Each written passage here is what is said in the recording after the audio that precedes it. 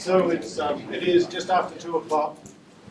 So we're privileged to have Dr. Stancil with us today. He's going to give us a talk on the progress and vision for the electrical computer engineering department. So a little bit of housekeeping up front. So I'm Michael Steer, because I don't actually come up here very much. And I'm chair of the ECE Leadership Review Committee. And on that committee is also Weni Wang, Rachna Gupta, Masud Baran, Edgar Lobaton, and I'll let somebody else. Maybe that's it. Actually, I don't think they're all here. So this is a very normal thing. We have a review like this every 5 years. Every administrator of the university at the different levels is reviewed every 5 years. And the idea is that they do give us some vision for where we're going to go in the future. Following this seminar, there will be a survey sent out. It'll arrive in your inbox at 3:30 p.m., so check that. And you have 1 month to answer that survey. There will also be meetings between the dean and the faculty, between the dean and the staff, and the dean and the student leaders. And then the dean has also allocated some slots for one-on-one meetings or one-on-small group meetings for those who really feel as though they need to do that. For example, the advisory board, the ECE advisory board is going to set up a meeting and that will already have a discussion. So Dr. Stancil, we are looking forward to your progress statement and vision 2018. Well, thank you very much, Dr. Steer. It's a pleasure to get to talk with you and share some of the highlights of the past 4 years or so, but also to give some thoughts about the future. And what I would like to do to begin with is to start with a disclaimer. I'm going to talk about all kinds of things, and to be honest, if I covered everything, all the good things that have happened in the last 4 years that are really due to all of your activity and enterprise, we'd be here for several hours. So I did try to cherry pick a few things so to give you an idea. But I wanted to also just underscore the fact that this is really your success. My role in most of these things, in honesty, has been pretty minor.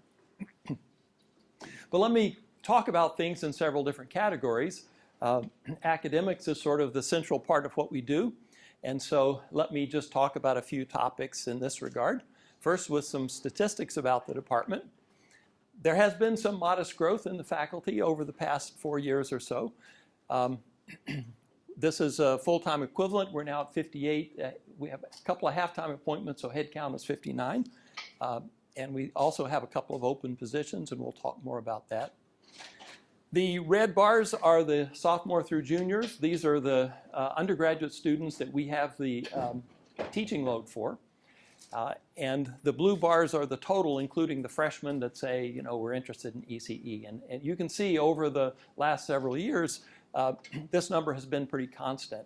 And I think that's really where we would like it to be. I think we have the right size in terms of the student body and our faculty to deliver a quality experience, and holding the undergraduates at about this level, I think, is what we had strategically aimed for. There have been some growth in the graduate program, particularly in the master's. Of course, this was coincided with our introduction of the premium tuition. And since the premium tuition actually generates some revenue, there was some incentive for us, in addition to just the need of industry, to increase that somewhat. We're at the level that I think is appropriate in terms of our ability to provide a quality experience, and so the level where we are is about the level where we'd like to maintain as well. On the other hand, we'd like to grow the PhD students, and there has been some growth over the past 4 years, modest growth. But as I'll show in a few moments, there's been a much more significant growth in our research expenditures. And this is something that has been observed at the college level as well. And interestingly, Doug Reeves presented an analysis just a few days ago at the college level that showed this trend also. And he had data that support that the explanation of that is the increase of cost in PhD students, graduate students. And a lot of that is a good thing, because if we make more attractive offers, then we'll be able to recruit better students. But it is a challenge that we have to manage if we're really going to grow. If we look at the demographics, there are some good news and bad news. If we start with the undergrads on the left, we see that the Hispanics and African Americans have been pretty constant. We haven't really made much progress there. Internationals took a dive this year. I think from our colleagues across the country, this has probably had to do with global, national and global political atmosphere having to do with immigration.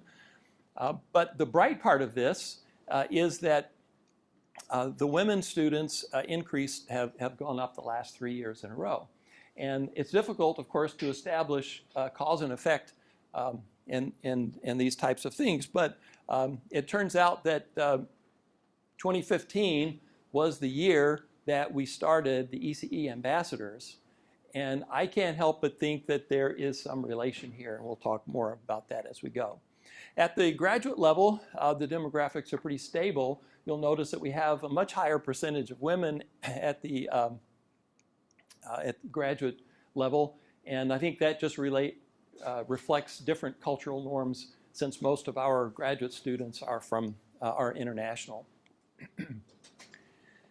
And of course, there's the U.S. News ranking.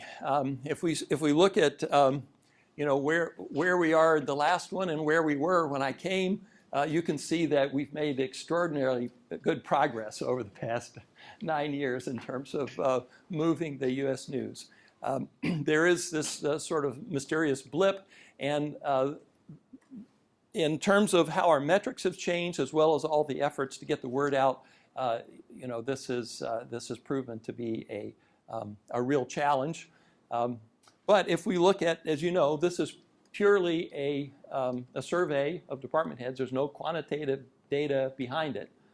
And if we look at rankings that do have some data, this is the Shanghai Global ranking that came out this year. There's no survey in this. It's all quantitative data. Now, they chose their own particular data and weights, and one could debate that. But here we are at number 10. And so I think certainly that supports the notion that if you look at quantitative data rather than survey and opinion data, that there have been real significant advances over the past 9 or 10 years. Now, we could talk about whether or not all of our metrics are comparable to a top 10. That's a good discussion to have. It's clear that many of our metrics are. And of course, we were all pleased and congratulate Linda Crute when we were ranked with our master's in electrical engineering. Was ranked number 1 by Editor's Choice Best College Reviews. Well, with that quick survey of the statistics, I want to highlight a few things exciting things I think that we've done with the undergraduate curriculum. One of the things that we did was integrate the analog devices into the undergraduate curriculum. So for those of you who might not know, this is a hockey puck-sized piece of equipment, plugs into the USB port on your laptop, stick it in your backpack, and you can take it with you. It enables you to experiment, build circuits at home on your kitchen table. And the reason why I'm enthusiastic about it is it empowers students. They don't have to come into the lab to use thousands of dollars worth of equipment to explore ideas. They can do it anywhere. And it costs about the same as a textbook, so we wanted to make sure that students got good use of it. And the Course and Curriculum Committee, chaired by Micah Scooty and James Tuck, are really responsible for guiding this. But as you can see, we have integrated, at this point, courses that use analog discovery from the sophomore through the senior year. And as time goes, I hope that we can expand that so the students get many opportunities to use that. Probably the most exciting thing, at least from my standpoint, over the past several years was the establishment of the Coblis and Troxler makerspaces. These have continued to be upgraded over the past couple of years, and they've also attracted a lot of attention. Trudy keeps me informed there are groups that come by, make a special point to come by and tour our makerspace on a regular basis. And so we're hopeful that that will help to attract students and make ECE look like it's a really attractive place. NC State, an attractive place, and ECE to be an attractive place. And Dan's group has also upgraded a number of labs over the last summer. We were able to upgrade the instruments in 5 labs and state-of-the-art equipment. There's still a little bit of growing pains to make sure that all of the labs and lab notes and instructions are updated, but I think this is it'll be a great experience for the students. And I believe I'm correct by saying that we no longer have instruments in the undergraduate labs that have floppy disk drives. Am I correct, Dan? No. Oh, okay. Forget I said that. Still got one. Okay. If we look at the graduate program, and again, this is really credit goes to Paul Franz and his vision in leadership. A number of things over the past several years, I think, that have been significant developments. You remember that we worked together to simplify the coursework for the PhD program, and I think the students as well as the faculty have responded that this is a very positive development. We get senior surveys back from the university, but we don't have a systematic way of getting the graduate information, and so the grad office has started regular alumni surveys. And we've also worked with a number of you to introduce courses in strategic areas. One that comes to mind is verification. We now have an extra course in verification. We had talked over several times over the past few years about a PhD recruiting event, and we had tried a time or two. Paul and the grad office team managed to pull off really a first-rate one this past year. They invited in our alumni, PhD alumni, to speak and to give their view of what their experience at ECE and their ECE PhD had meant to them in their career. And it was actually quite an inspiring event. And in fact, the overall acceptance rate, not just the people who came, but the overall acceptance rate this year went up. And I think that this was a key part of that. Also, Paul has begun to explore the application of data analytics to admissions. So machine learning, data analytics, of course, are hot topics in the department as well as in technology in general. And so it's a natural question to ask, well, is there a possibility that we can use that to make our student admissions work better? And we're beginning to look at that and have some interesting data that I can show you. Paul has also launched a series of professional development seminars for the students. There was one on advice for if you're interested in a faculty career. There was one on time management, theories of learning, how you learn, and I think there's one coming up on careers in industry. And a particularly exciting development is we've hired Sarah Consini as our new Career Services Director. Sarah, I saw Sarah's here somewhere. There she is, okay. And we're excited about the types of services that her focusing on providing a quality experience for our students is going to make possible. I mentioned the drop in applications or international students in our undergraduates. If you look at the master's applications, you'll see over the past several years a steady and significant drop in applications. Now, there are several things going on. This is one of those complex, multivariate things. Of course, there is the political environment that might make the U.S. a less attractive place for international students, but this is also the period of time between 14 and 15 on where we phased in premium tuition, and then we also phased in the new college fee. So if you didn't know the national political situation, you might say there was some elasticity in the demand. Of course, if you're in a situation where there's no way you can disentangle those factors, you just have to be realistic and say, well, there are a number of possibilities. But the interesting thing about this is that Paul has looked very carefully at the success of the students that have come in, and the success of the students has stayed remarkably constant. So what that means is that even though the number of applications has gone down, the quality of the students has been retained.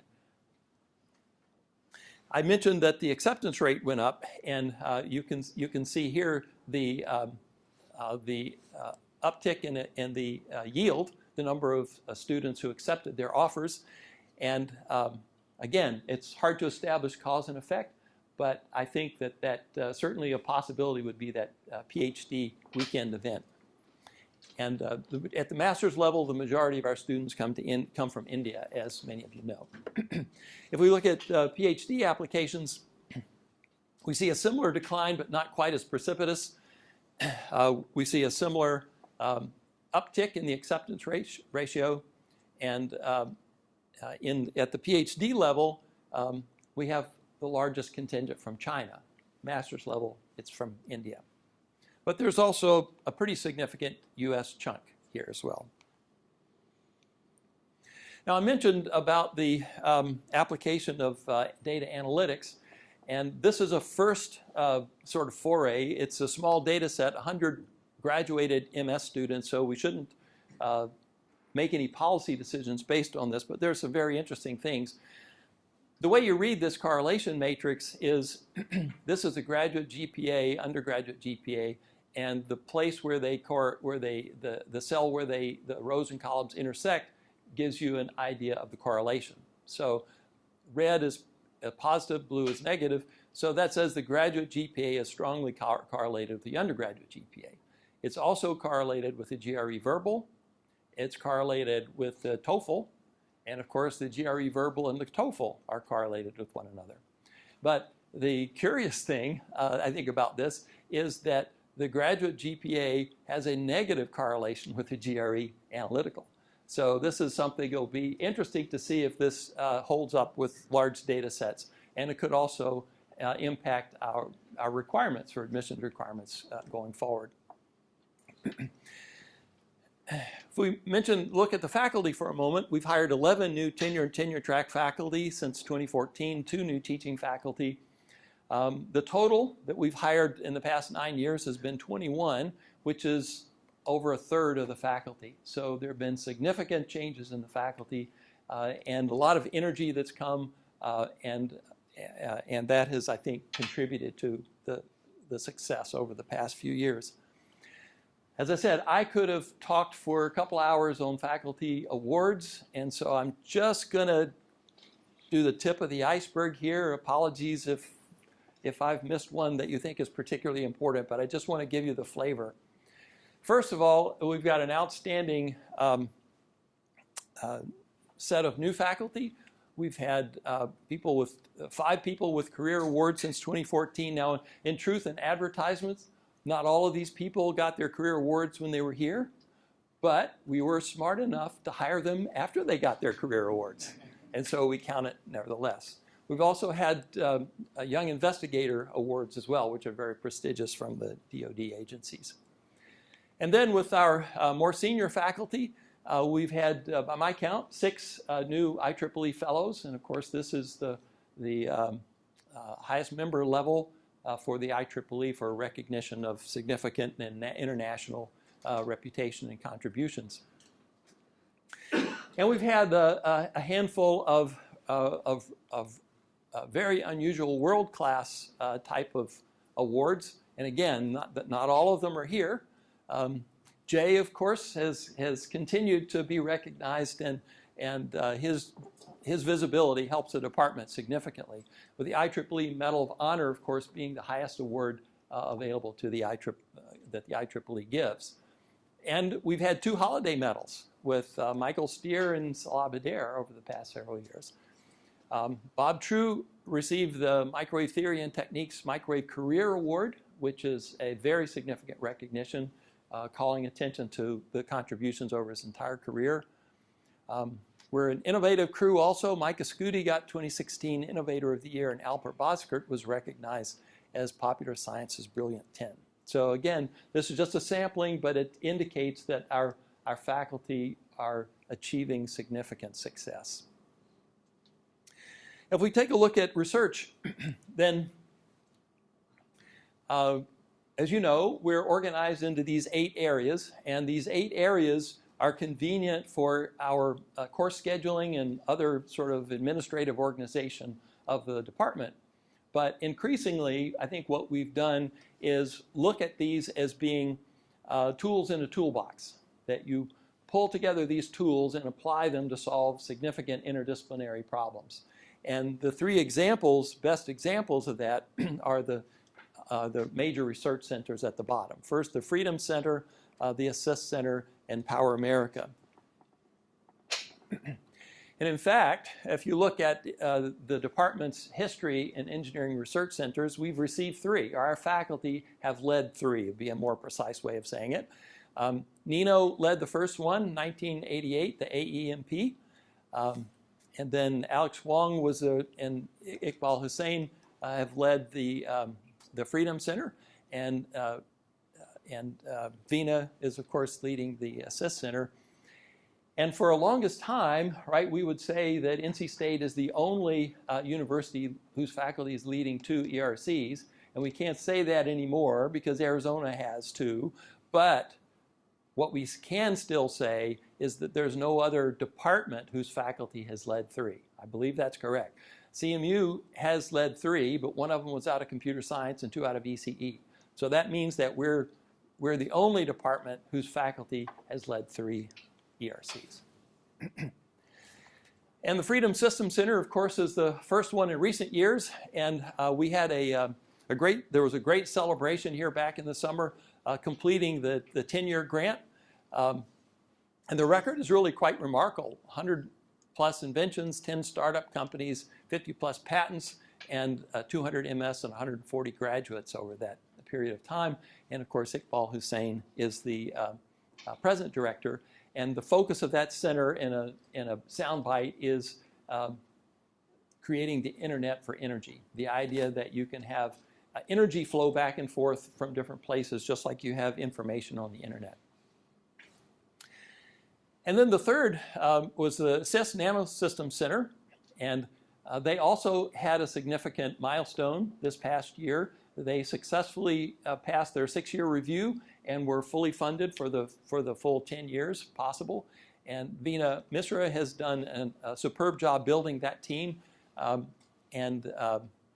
The focus of that center is self-powered wearable devices for medical applications, an area that, as you know, is getting increasingly hot as well. And the core of this, which is a low-power sensor circuit that can transmit to your cell phone and aggregate in the cloud, is also actually the core that you would need for an IoT, Internet of Things application. So the potential and impact of this technology, I think, is really significant. And Power America grew out of the Freedom System Center. The same faculty that put the proposal together to make the Freedom System Center go are responsible for launching this. I believe it's correct that this is the largest single grant that the university has received. Of course, half of that is matching funds, roughly 70 million from the Department of Energy. And Nick Justice and Victor Viliatis are currently the leaders of that. If we look in research expenditures, you can see a fairly significant growth. The blue is awards, the red is external expenditures, and green is total expenditures. So the total expenditures, there are some state funds that are applied towards research that are counted in the green bar. For the last 3 years, according to the ASEE database, this has put us in the top 10 of departments ranked by the ASEE, and we're actually number 6 in the past year. And this number of awards, or value of awards that came last year, is really a record, and I think that means that we're going to be in business for a few more years, right? So there's new things in the pipeline. Now, I have to just comment a minute on this, that I think this curve is pretty remarkable. And again, it's due to the faculty's success, and of course the staff have helped in implementing these awards and executing them. When I first came in the Freedom System Center, was a key part of our expenditures. It was 3 or 4 million, and that was sitting on top of maybe 12 million. And I figured that, this is going to help us for a while, but there's going to be some lumpiness, right? When these big grants get over, then we're going to have a drop until the next one comes in, and there'll be some fluctuations. And the Freedom Systems Center phased out along here the past several years. And there's not a blip. You can't tell. So I'm not naive to think that this trend is going to continue, because I think we're getting pretty close to being effort limited. I mean, there's only so much that limited number of faculty and staff can do. And I think this is going to continue. There's going to continue to be new things coming on board. I'm still kind of cautious. The Power America credit to ECE is pretty substantial, and when that's over, I'm still thinking that there's probably going to be some fluctuations. Some engineers would call it shot noise here, with these things coming in discrete packages. But I think it's perfectly realistic for us to think about this equilibrating in the upper 30s, which would put us, still keep us in the top 10. Well, an important part of working in the department is a sense of community, and so I want to talk a few minutes about this. A couple of years ago, in the midst of a very rancorous conversation at the national level, we together, the faculty, approved this statement. And I want to thank Charles Hall, who has sort of kept us reminded on this by making sure it's posted around the building on the electronic bulletin boards, and I have tried to remind us as well. It's one of those things that I don't claim that we always live up to this, but I think it should be our aspiration, and the best way, I think, to keep moving in that direction is to remind ourselves of what the aspiration is. I mentioned the ECE ambassadors, and so in 2015 we started this organization, and this has just been, I think, a terrific organization, and every time I'm with these students, I'm impressed with what delightful human beings they are. It's a diverse and dynamic group, and if you have a look at this group here with that first class, it's not too hard to tell that that group of ambassadors is more diverse than our student body as a whole. And I think that says something about, the people that figure out what's important. And I think this is why I'm suspicious that all the things that they have done to improve, to help students, to show new students around, to welcome new students at events, a sophomore welcoming dinner, all kinds of events that I'll talk about, has made ECE a more inviting place for undergraduates. And I can't establish cause and effect, but the fact that our female percentage started going up after we launched this may not be a coincidence. Some of the things that they've done, there's of course watch parties. I did not put the one up there from the recent Clemson game. Did not turn out the way we thought. There's a very sort of offensive picture of Greg Bird with his victory symbol at the front of the room that I didn't show. But in addition to that, a stroke of genius, I think, has been Mini Wolves that one of the students thought of. And so on reading day, they bring in puppies from a shelter. For $1, you get to hold a puppy in distress. And it's been my observation, at least from the pictures, I think it's physically impossible to hold a puppy and not smile. I think I probably proved that scientifically. And then they take the money that's raised and they donate it to a shelter.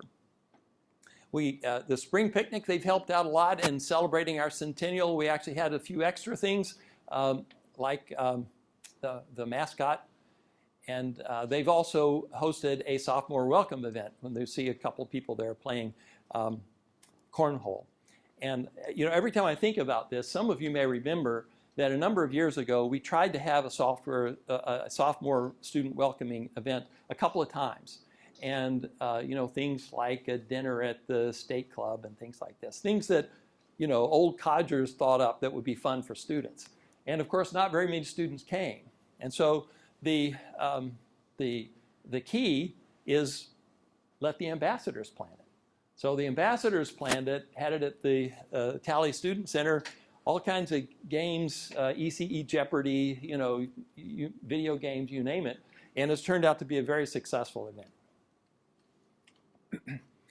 We've also had a number of, I think, exciting events this year to celebrate our 100th anniversary.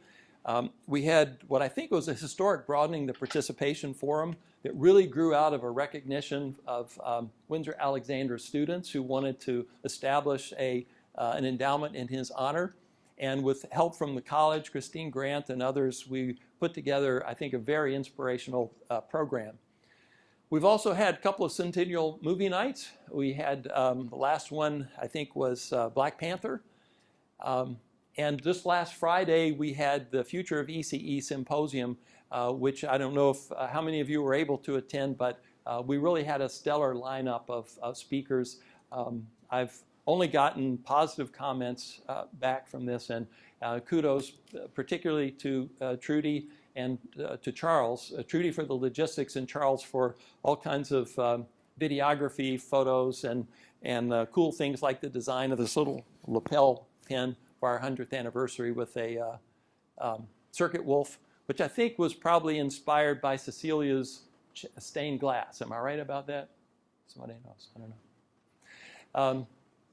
Charles also composed a nice history book from electric to computer, which sort of outlines and the history of the department, and we've widely distributed that. And there have been a number of other things that we've tried to do to build a community. The graduate student organization has had pizza mixers among themselves and faculty. They have an annual graduate research symposium, which gives them a chance to present to each other and practice for conferences. And they occasionally also plan social outings. With regard to the faculty and staff, the regular things that we've been able to keep going have been the fall and spring picnics and the holiday lunch, which incidentally is coming up very shortly, so look for an email about this. I think we have a date and we just need to get the specifics to you. We've tried several things but haven't really gotten traction or tradition yet. We tried a reception and talent show, and those of you who were there may remember some very unusual performances that particular event.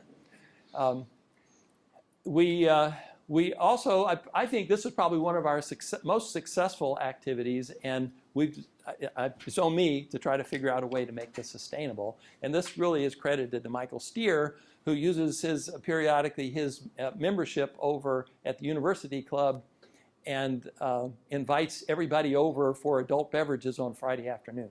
And for some reason, that seems to be the event that works the best. So maybe we'll figure out some way to make it institutionalized as well. We also have a fantastic staff, and I want to mention just some of the recognitions, and I hope that I've gotten all of the ones for the past 4 years or so. We've had 8 recipients of the Pride of the Wolf Pack, and this chart sort of reminds me of one of our challenges also, and that is that only half of these are still with us. So we continue to have a challenge with turnover, although some of it is just doing business, because you bring in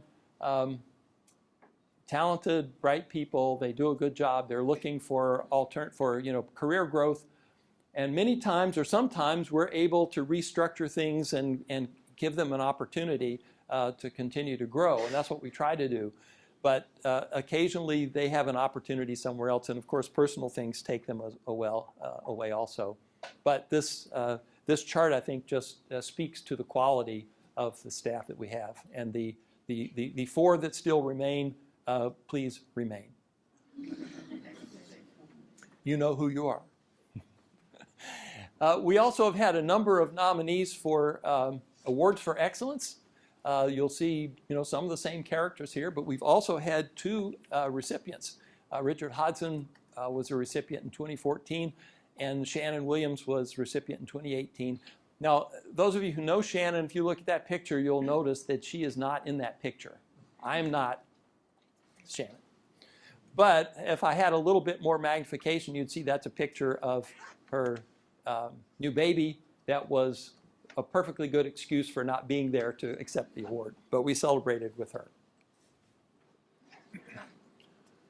There have been a number of activities related to the facilities as well, and kudos goes to Dan and his crew for these. We've had multiple upgrades to the conference rooms. Now they all have 4K monitors and Apple TVs, so you can project in any one of them without a cable, and this seems to really work for me anyway. As I said, establishing the makerspace I think was one of the most exciting facilities things that we've done, as well as the curriculum over the past several years. We created a new power lab, so we had 2 small labs, knocked out the wall, refurbished it, expanded, and this now services our undergraduate and graduate labs and courses in power systems. We also accommodated the underwater robotics and IEEE robotics clubs. John Muth had been advisor for the underwater robotics club and is still for many years. The space that they had, actually a pretty nice space on Centennial main campus, was needed for another purpose, and so we were able to very creatively rearrange some things, and we have accommodated them on the first floor here. And I think having students doing interesting things and very visible to other students is a very positive thing. Replaced carpet and painted numerous faculty offices. We repurposed the machine shop and old electronics shop, this should be shop, not ship, in the basement. And we've also replaced all the student chairs in the MRC offices. And this is just a sampling. Dan could probably give you a list. Only he knows much longer than this. External relations has been another area that we've spent a lot of attention on. And we've also been part of a national effort spearheaded by the ECE Department Heads Association. They engaged a professional marketing firm in Atlanta and helped us with some messaging and themes. And Trudy and Charles are emerging as national leaders in this regard. We have established for the first time a national sort of association of ECE communicators, exchanging best practices and talking about how the formats and for the new message around the theme of ECE, the future is what we do. I think this is poised to have a significant impact on the image of ECE. And our own staff are leading the charge. On the past year or so, we also rolled out a brand new ECE website.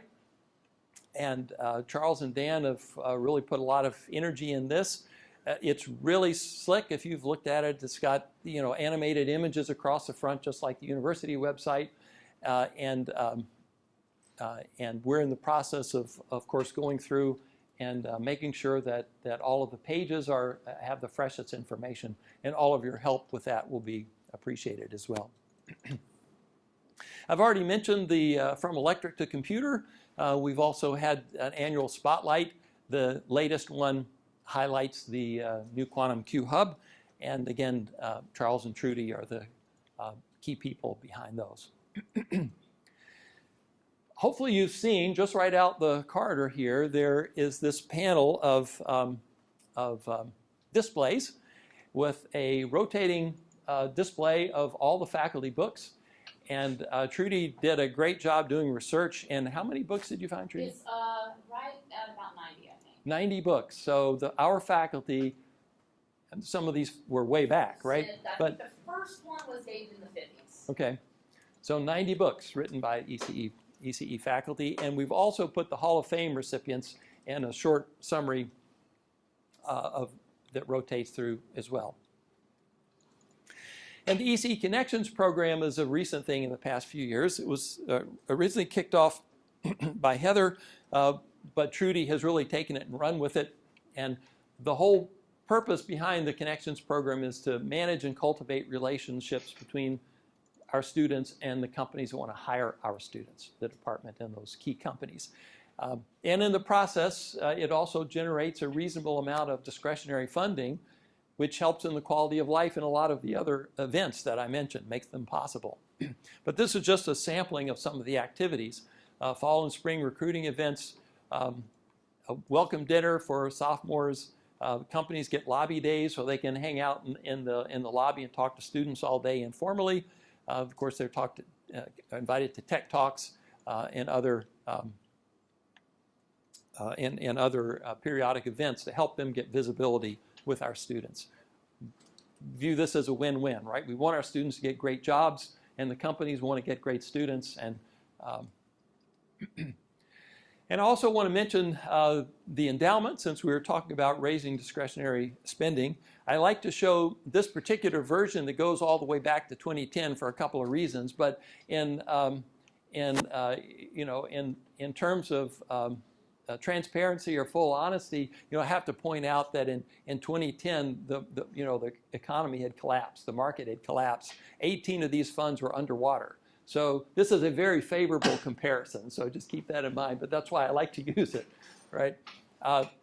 Also, this is the market value as of June 30th, and I hadn't pulled the latest numbers. My guess is that most of the gains of the year, I think, have disappeared from the market. So this choosing June 30th is also a good date to compare. So with those qualifications, we've made substantial progress not only in the amount but in the number of endowments, increase in scholarships. We need to keep pushing on professorships. We should have at least twice, maybe 3 times that number. I think that ought to be 20. Is what that number ought to be. This is clearly something that's a long-term investment. But the total value of our endowment has a little bit better than tripled since those early grim days. So let me shift gears and spend the last few minutes just talking about the future. And these next few slides I used 5 years ago, and I think I may have even used them 5 years before that. I think they express my philosophy, and I think they still work. As far as guiding principles, you identify and build on strengths. You want to create a vision that excites people, identify the resources for the vision, leverage the leadership and expertise of present faculty, hire the best people you can find and do everything you can to help them be successful. Recruit the best students you can find, do everything you can to be successful, and create a curriculum that's second to none and excites students. So there are all kinds of stories from the early days. My dad actually went to NC State after the war on the GI Bill, and he told me this story too, that you in the freshman class, that they say, look to your right, look to your left, or whatever, only one of you is going to graduate. Well, that's not our philosophy, right? We want to hire the best, we want to recruit the best students and do everything we can to be successful. The same thing with faculty. There are some places that kind of have the reputation of hiring several faculty in, having them compete for one permanent position. And of course, that's not a good use of resources and doesn't foster the sort of collaboration that I think is characteristic of our faculty and key to the success of large group proposals. So our philosophy really at all levels, staff, faculty, students, hire the best people you can and then pull out all the stops to help them be successful. What we're really after is impact, but there are lots of different ways you can have impact. Published papers that are widely cited, that's one we look at a lot. But there's also software and inventions that are widely used. Students that become successful leaders. Educational concepts and materials that are influential with other departments. And then the administrative support and people that help to make all of this possible. Well, it takes money to have impact, but I think it's important to realize that it's not the same as impact. So you could spend a lot of money doing pedestrian things. So you have to be smart, right? We have to choose the right things. We need resources, we need money, but we need to be strategic as well. And there is this issue of a self-fulfilling prophecy. What we'd really like is the perception to equal reality. That's sort of the equilibrium situation, if you will. But there are two non-equilibrium situations. One where the reality lags perception. I would argue that a lot of schools that are presently ranked in the 10 to 20 range are in this category. And then there's the perception lags reality, which I think is our situation that we continue to push against, which I think is aptly described by the state's motto of to be rather than to seem. That's certainly, of these two unequilibrium situations, that's where we want to be, right? We want to be rather than to seem. What we'd really like to do is to get that perception up so it's in equilibrium, and we have to continue to push on that. And we need to continue to have a two-pronged approach. You want to ensure that it's really a reality, that we do have a great sense of community. It's a strong and diverse group of both people, faculty, innovative curriculum, but then we also want to be perceived as the leading, not only have the quality, but be perceived as having that quality as well. Basically, when the department heads vote, you know, they get this list and they're filling in the bubbles. How strong is this program from 1 to 5? And if we just had about 20 or so vote 4 instead of 3, we'd probably move up in the teens. And we'd like to get it to the point where the department heads could vote 5 instead of 4. That was the issue. As I said, we have launched lots of campaigns over the past few years, and the U.S. News tends to be pretty resilient. But other metrics do show that we've made significant progress. So with that sort of as a background, let's look at academics. I think it's realistic that we could grow to 65 faculty in the next 5 years, and this is kind of the basis for this. We're at a head count of 59 at the moment. I have 2 or 3 positions that haven't been filled, which gets us in the low 60s. We're going to be making a case to the university for focused hires in quantum computing. Maybe we'll get one of those. And over the next several years, there's bound to be other thrusts that we can, other clusters or other thrusts that will give us an opportunity. You know, our experience over the past few years is that's the way we've grown, right? We've grown by taking advantage of those opportunities. We want to continue to push on these areas that we've been working on in the undergraduate program, having to do with the analog discovery and the makerspace. Some other things that I'd like us to think about is expand the use of web work. Some of you have used that. Joel has championed that, and I think it has a lot of positive attributes. Our 200 labs, Mehmet did a terrific job designing that course. Pedagogically, I think it's terrific. The actual labs use circuits and equipment now that are several years old, and I think it's a reasonable conversation to have. If we were to re-envision those labs, what would they look like with today's technology? I think it would be a useful thing for us to think about how we can give freshmen a better idea of an exciting exposure to ECE. The ambassadors had an ECE, the future is what we do, open house. Maybe there's some way we can get involved in the content of the freshman course as well. And we need to figure out how to fund senior design. Now, I don't know if all of you are aware of this. The way we have been funding it is gifts. And the university has, over the past year, told us that they need to be 5 accounts. And if they're 5 accounts, you know, for $5,000, you get the lawyer involved, you know, the money's just going to go away. And we haven't found a way around this yet. It's a matter of interacting with Sparks or finding some way around it, but it's a serious problem, and we need to figure out how to fix that, working with the university. And a stretch goal might be the NSF has a program they call the RED program for revolutionizing engineering departments of engineering and computer science departments. This requires sort of a grand vision about how you would recreate a department and a curriculum. That opportunity is there, but we need some ideas and enthusiasm for it. In our graduate programs, I think we're right on the knee of the curve in a lot of exciting developments. Expanding the use of data analytics, rolling out the new career services activities that Sarah is going to make possible, and perhaps even explore and experiment with online recruiting events. There's been a strategic planning committee that you know about that has given us a recommendation over the past year or so. And out of that conversation, these 4 topic areas have emerged: wireless communications, plant sciences, quantum computing, and machine learning. And there's some momentum gathering around all of those. Paul is now leading a IUCRC on machine learning. And then there are 3 other significant things going on in these other areas. The first is a proposal for a platform for advanced wireless research program from NSF. Ismail Guvinch is leading this team.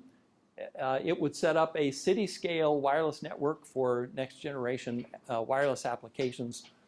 Pretty nice program, $1 million a year for 5 years if successful. And the theme that they're working on has UAVs as a central part of it.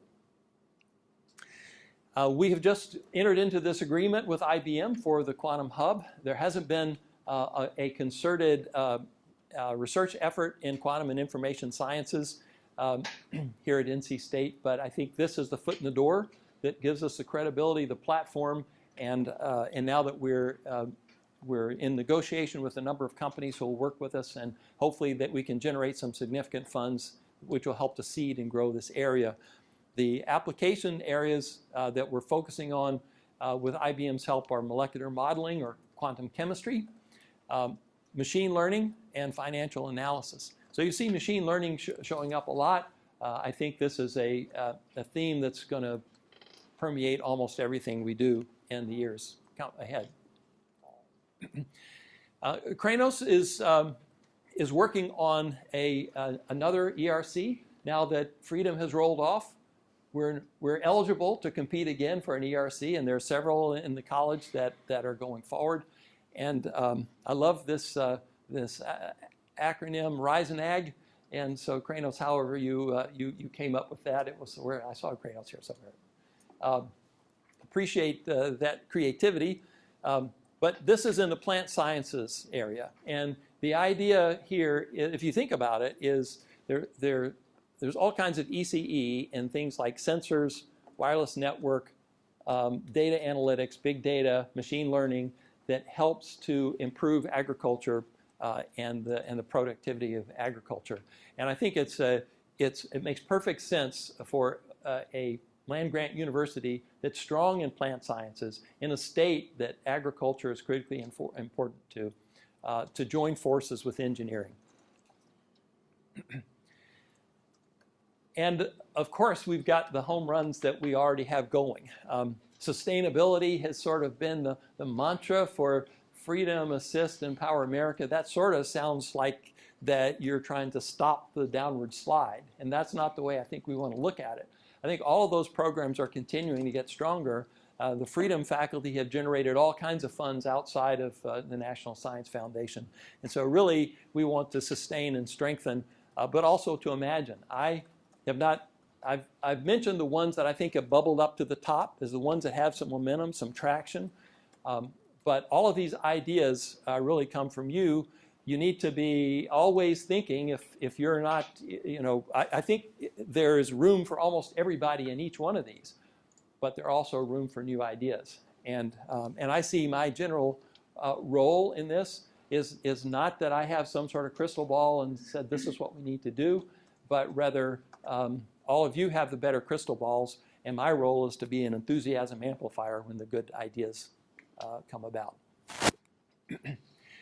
And in terms of the community, one of the other things that the Strategic Planning Committee recommended is to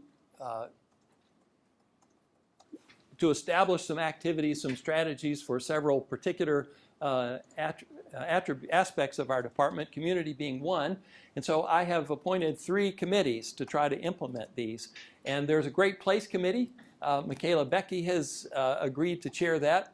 And basically the idea is let's continue to work on making ECE a great place to work and study. Let's identify the factors that are between us and getting there, and let's put together a strategy. In terms of support and operations, the staff, of course, to make all these things happen, the staff are critical. And I hope all of you on the staff when you come to work every day are thinking this is not just a job, but I'm helping young people get education that will give them careers and support their families. And it's really I think a very challenging and satisfying mission that we have. But I think at the very foundation of this, we need to make sure that we provide adequate resources for you in terms of job training, performance, and opportunities for professional growth. That's how we can keep you as long as possible, I think. We also, once we get that, we need to make sure that this is a pleasant place to work, that your contributions are recognized and appreciated. And perhaps the Great Place Committee will help us get there.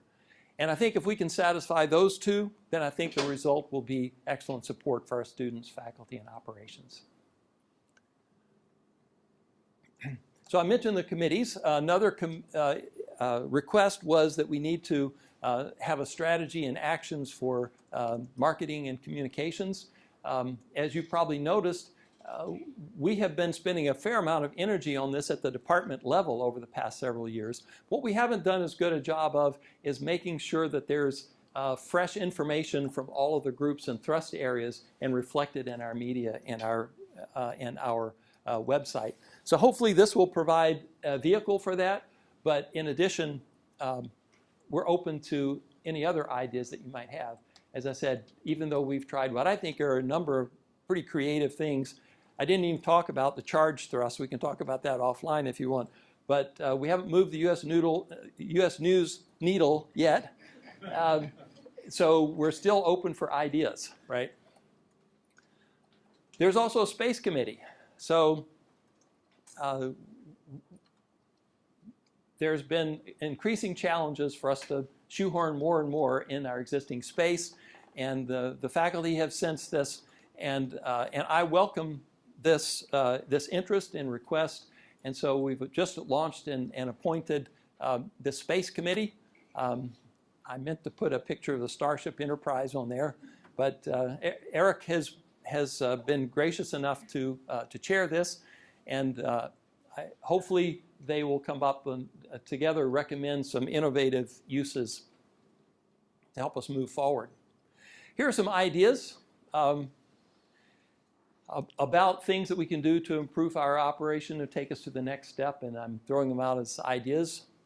An alumni relations Marcom staff person.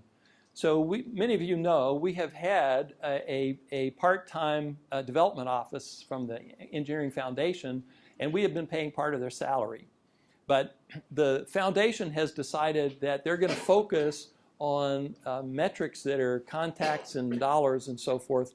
But there are other things that we think are important, like assistance with regional alumni events, Hall of Fame, young alumni engagement and communications, which we feel like set the foundation that can be built on. Facilities manager. Dan and the IT group have turned into 2 men in a truck in quite a number of times, and that's really not the best use of their skills. Another idea is a proposal development officer. So there's presently kind of a gap between the size of things that the PDU can support and a single investigator. There could be this middle ground multi-investigator that we could have someone who helps put those together, and had some conversations with Vina. Vina actually came up with this idea and proposed maybe we could split it, the cost, between our two organizations or maybe even broader. Just some comments about space. Keystone Rent is uppermost in the dean's mind, I know. Where the college is working with the university to renegotiate that, and another way to approach it would be to move it out of the overhead so we can direct charge, use off-campus overhead rate to direct charge. But also space use optimization. Over the summer when we repurposed the machine shop, that really I think was our last low-hanging fruit. At this point, we've got to be a lot more creative. One thing to do is that I'm just floating, we could completely redesign the admin suite. I think we could probably make space for perhaps more faculty offices as well as staff. And you know, part of that is I don't need a conference room for my office, right? We could turn that back into a conference room, get the architects to lay that space out. How can we really use that? But there's space challenges. Rent. The university financial model is not sustainable, right? We can rent other space on Centennial campus, but the financial model, we got to figure out where that money comes from. There's new construction, and I'm sure that the dean would emphasize to us that building a new building is not for the faint of heart, and we're probably not going to have a new building for us in 5 years, so we need to figure out what to do.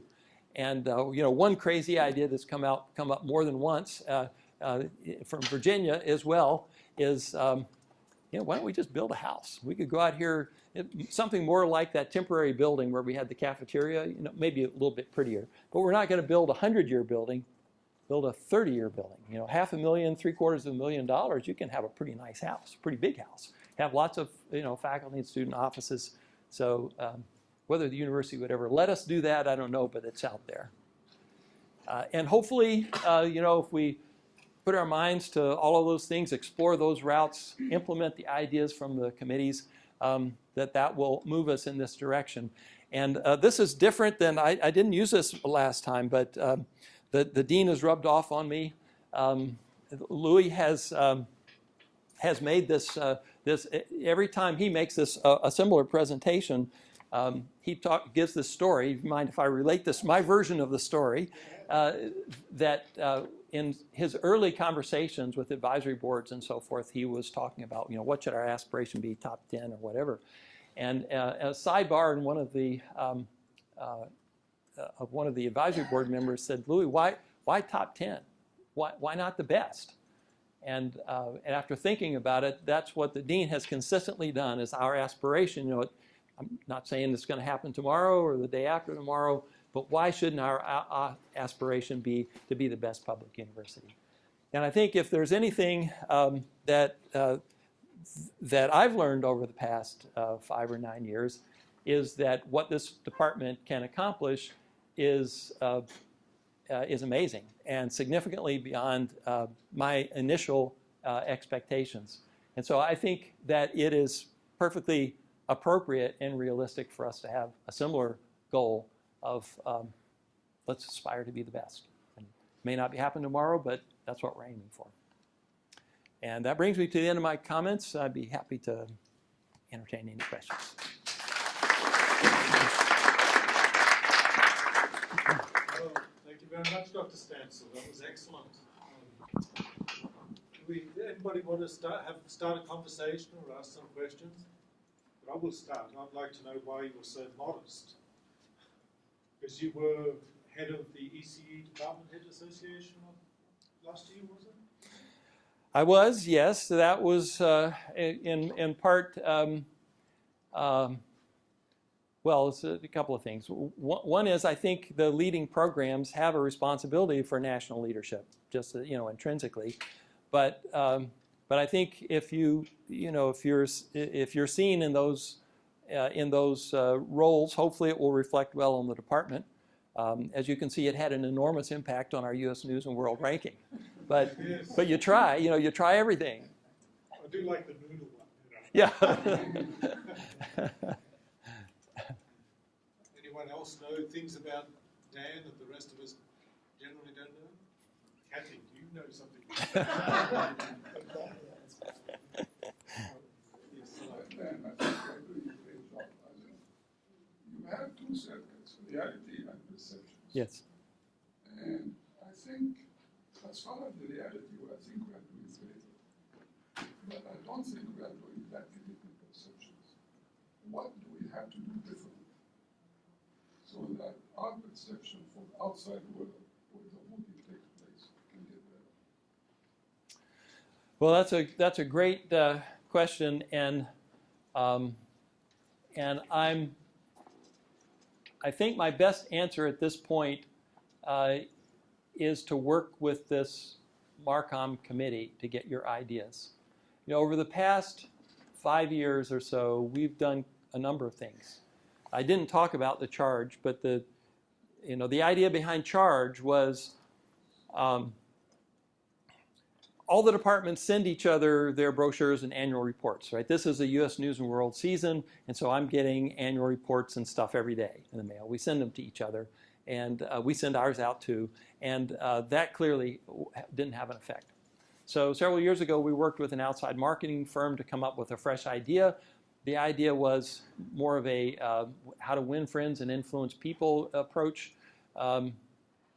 Instead of sending them stuff about how good you are, send out stuff about how good they are, recognize them, and then hopefully they will notice you because you notice them.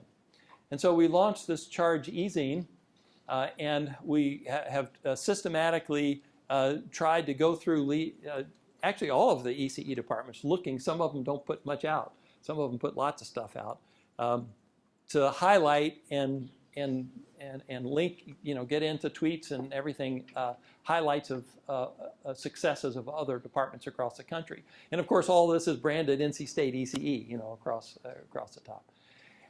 We also have cookies so that, if you visit the website and then you go Google something, there'll be a little NC State ECE thing that'll pop up in the corner.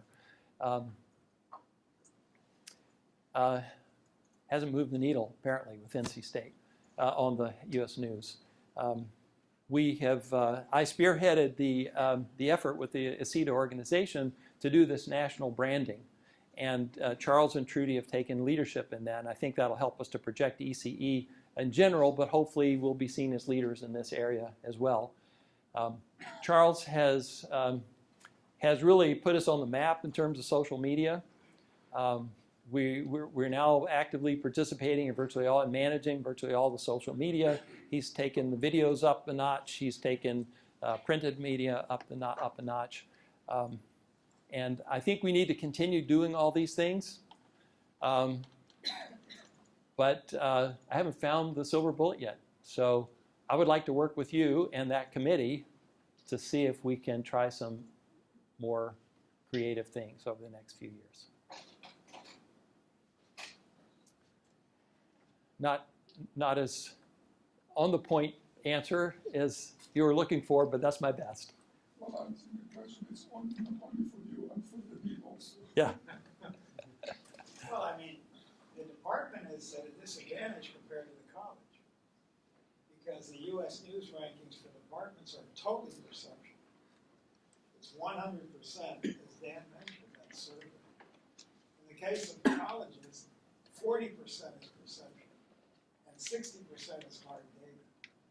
If U.S. News were to shift departmental rankings to include 60% hard data, I have no doubts that you would see a really significant difference. Because the college has moved forward because of that. There's been some increase in perception, as there has been, but that's the real cause. You get U.S. News to have another kind of way of doing this, so they won't just depend totally on perception. That's the challenge that the departmental, right? Dan, you guys know that very well. So it's tougher. It's really tougher for the department than it is in the college. The thought has occurred to me that ECE Department Head Association could perhaps come up with a ranking that would be metric-based and sponsor it. But after thinking about it, I really don't think that's a good idea because the secret sauce of the ECE Department Heads Association is that we're all working together and helping each other be successful. And as soon as it became a body that started to rank us, then that would start to destroy the secret sauce. So maybe maybe this global ranking that's purely quantitative, maybe it'll catch on. But certainly we want to call attention to everybody who does a ranking that seems to be sound data-based. We want to, promote it. Any other comments? I don't enjoy asking the following question. There was a situation in the department in January 2017, a budgetary situation that led you to write, and I quote, "I take full responsibility for not managing this effort." Now, I cannot expect you to interpret full responsibility the way I would interpret full responsibility, but still I'd like you to reflect back and tell us how you see that with hindsight. Sure. Give us some background. January 2017. I'm pretty sure. Yeah, no, sure. No, no, I mean, I can be upfront about this, right? So we ran a deficit last year, and you know, I think the appropriate thing for a leader to do in such a case is not to send out a tweet, but to take responsibility where responsibility lies, right? And so that's my responsibility to manage and make sure. And we had been working hard on making sure that we had budgets. This has been something I've worked on constantly since I've been here. It's been a challenge, to be honest. I feel like that there have been times when we weren't, completely with our arms around the budget. But we're continuing to work on it, and I feel like this year last year, it was a year before we ran a deficit. I think it might have been, yeah, that's right, 2017, right? So we balanced the budget. We actually had a surplus this past year, which, I was determined that we were going to do. I feel like we're on top of the budget this year. Been working closely with the staff. DeMonica and her staff have been putting a lot of time into understanding, creating projections, and going forward, I think we're on solid ground. But I didn't pull it off that year. Okay. Any other comments or questions? Okay, I think we may call it to a close. Thank you very much. That was a great talk. Thank you.